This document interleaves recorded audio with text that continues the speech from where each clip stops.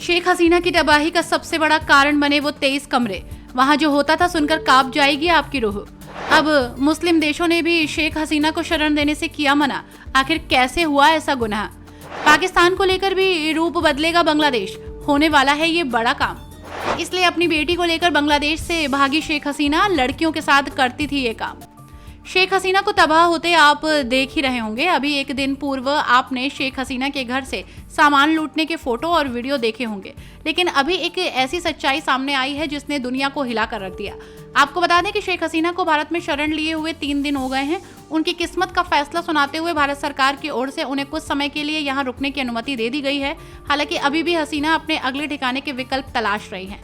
इस बीच बांग्लादेश से कई चौंकाने वाली अपडेट्स वायरल हो रही हैं, जिसने सामने आया है कि बांग्लादेश में उनकी तबाही का सबसे बड़ा कारण आखिर क्या था।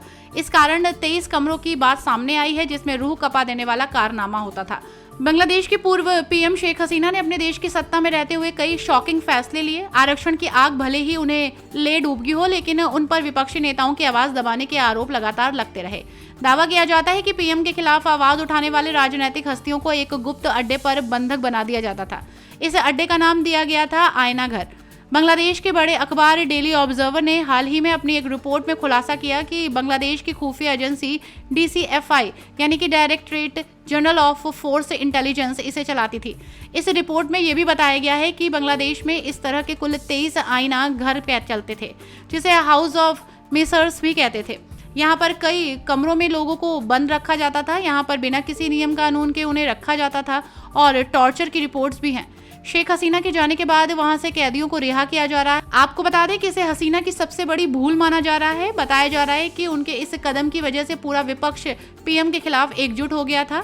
वहीं अब शेख हसीना को लेकर खबरें सामने आई हैं। खबरें आ रही हैं कि हसीना ने 2 मुस्लिम देशों का दरवाजा भी खटखटाया है, जिनमें से एक कतर है, जिसके साथ प्रधानमंत्री रहते हुए शेख हसीना ने अच्छे राजनयिक संबंध बनाए रखे हैं। इसके अलावा दूसरा मुस्लिम देश संयुक्त अरब अमीरात है।